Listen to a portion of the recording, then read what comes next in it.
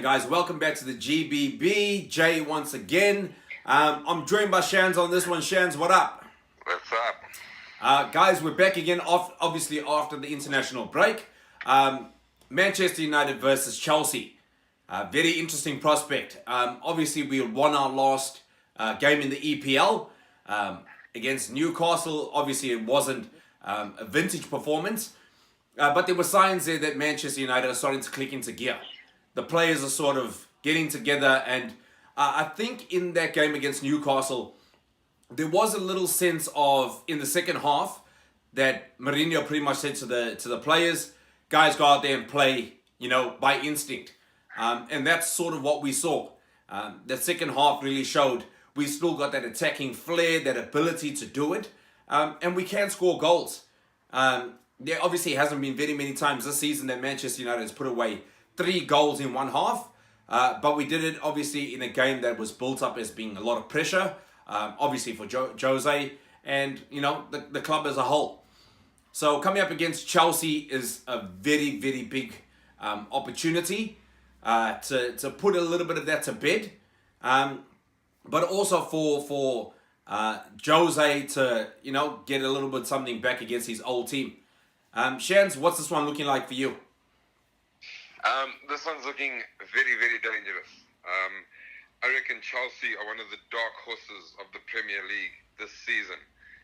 Maurizio Sarri's come in and he's done exactly what you want a coach to come in and do. Change the player's mindset, make the guns fire again, and bring in 1 or 2 little pieces that complete your puzzle. And that's what he's done in Jorginho, and he's finally got Hazard being a consistent, proven performer on that pitch. So the biggest hazard is Hazard. We're going to have to shut him down in the middle of the pitch and not let him get on those incredible runs he's been getting on as of late. And just watch their midfield. The strike force, we have a little bit of breathing room in that regard, I believe. But we're going to need to be on our game. The beauty of having one of these international breaks is that any sort of bad vibe or the monotony of being in the league a few weeks is broken up. So hopefully we come into this one and get a win. Yeah, I think that international break is a refresher.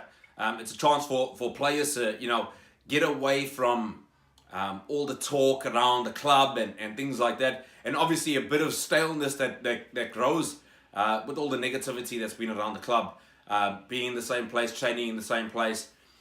So I think it's good that we had that break, but now that it's out of the way, hopefully a couple of guys can come back fresh, and we can put in a real shift, and I think the guy that you obviously touched on, Eden Hazard, is obviously the danger man for Chelsea. Morata hasn't really been firing for them, so I think he's obviously the one that we've got to focus our defensive efforts on. I think we do need to play a man-marking game in the defensive half, and we have to put someone on him. Who we put on him is obviously going to be, anyone's guess with the way that Mourinho's been playing lately. I would think that it would be Matic, but obviously Matic does have a bit of injury cloud around him at the moment. We know Luke Shaw's obviously also got an injury. Jesse Lingard injured. And also there was one more. Rojo we know was out for a while.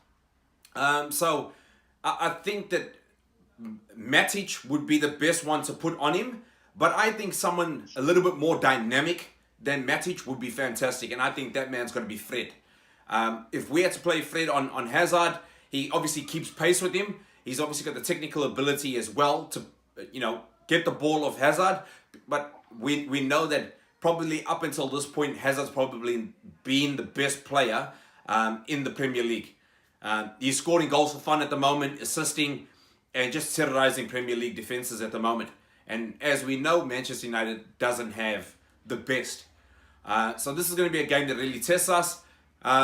It's obviously going to be hyped up in the media and in on social media that this could be the game that breaks Mourinho's back. I don't think that's the case, because we know, as Shan said, Chelsea are probably the dark horses of the competition at the moment. and they are the ones that can probably really challenge either City or Liverpool. And you know, we've got to show that we're a contender for top four. Like I said in previous videos, I think we're out of that Premier League, you know, the trophy place, you know, first on the ladder. I don't think we're vying for that at the moment still. I think it's top four. So we really need to put our name forward, and a performance against Chelsea would really do that. As usual, guys, Shannon and I have done our Pick the 11s. We obviously do a competition where we pick the players that we think are going to start in Jose Mourinho starting 11. We get 1 point per player, and we do a simulation on FIFA 19 for the result, and that is the prediction that we have to go with. So we've done our Pick the 11s, and you'll see the teams popping up at the bottom of the screen. You'll also see our predicted scores on the sides as well. And in the top right-hand corner, you'll also see the leaderboard as it stands at the moment. In the last game against Newcastle, Shannon Pegg won back against me, so the gap is closing. Hopefully, on this particular game, that I pick more than him. Guys, we want to thank you for joining us on this video. Please subscribe, like, share, comment, and follow. Please check us out on all our social media platforms. Shans, I want to thank you for joining me on this one. We'll be doing the post-match review as well, guys. So make sure to come back and check us out on that one. And we'll check you in the next one. Shot.